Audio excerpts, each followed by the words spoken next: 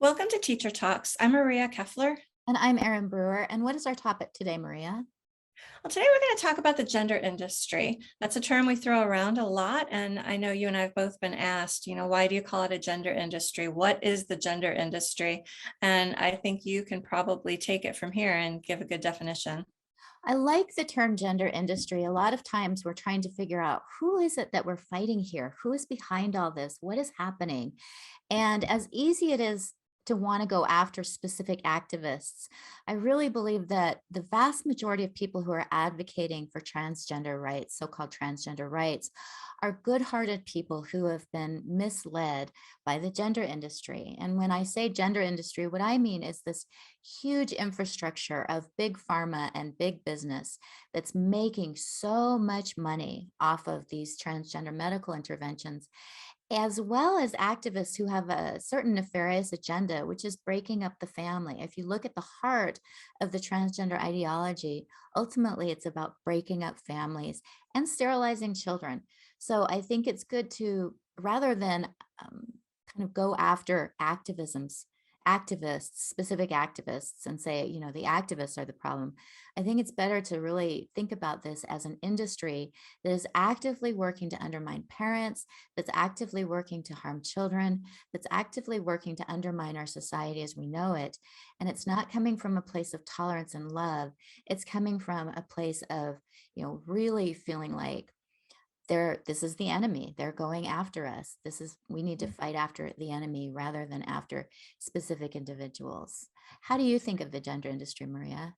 I think that's a great explanation. And I think I mentioned in an earlier video that I've seen 3 market reports in the last year that describe sex reassignment surgery as a growth market. They expect it to make $1.5 billion in the next 5 years.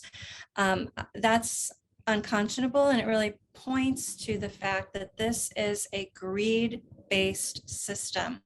That's just sex reassignment surgery. That's not even hormones, the pharmaceuticals that are coming out of this. And I like what you said. I think most people who are for this, for trans and kids, are really deceived. There's kind of 2 groups of people here. There's the deceivers and there's the deceived. And it is the deceivers. It is big pharma. It is the cosmetic surgeons, the medical industrial complex that we really need to take to task and say what you are doing is wrong, and you know very well that it is wrong. They're doing this for nefarious and greedy reasons.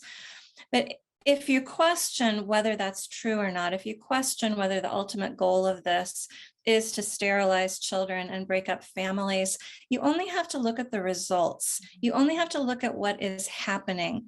Why are parents being vilified across the board? Why are kids being told you can cut out your family and you can make your own glitter family? Why is Planned Parenthood saying, oh, you can make your own family that's every bit as important as your real family, and in fact is even more important than your blood family. Your blood family is not important. All of those things break down society. We know that the single most important factor in children being successful in school and life is having involved parents. Parents who are involved in their education make kids who succeed in education. We know this. It's not a question at all. We also know that the nuclear family is the single most powerful force for creating good in a society. It creates a stable society. Why are these things being targeted through gender activism? It is to destabilize society. It is to rewrite what it means to be human. And these things, we see them playing out with kids and families who are dealing with gender ideology. When you look at the fact that most of these people who are embracing this ideology would never, ever approve of sterilizing any other group.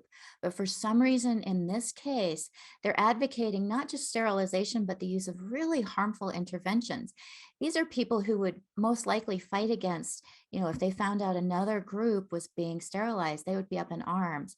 But in this particular case, they're embracing it. These are people who would typically not be okay with adding harmful chemicals into our environment, but are okay with children being exposed to really damaging hormones. It's an ideology. And as we know, people can get co-opted into an ideology and they stop really thinking clearly. And that's why I believe that this is really nefarious. As you said, this is an enemy we need to fight. It's not an individual. It's almost like a religious belief system. And so when I see doctors who are advocating this, I want to be very angry with them. But what I see is people who have been deeply deceived. And Mhm. so trying to remember that it's not the individual doctors that we're after, it's not the individual activists that we're after, it's the gender industry that we really need to fight. And it is in essence a religious ideology that is being pushed, that people are being recruited into. You would even go so far as to call it a cult, and I think I would too. This is, and I think the only way to really fight it is to not to go after individuals, but to know our enemy, to know who the Goliath is in this, and to be able to fight it rather than to fight those who have been indoctrinated into this ideology.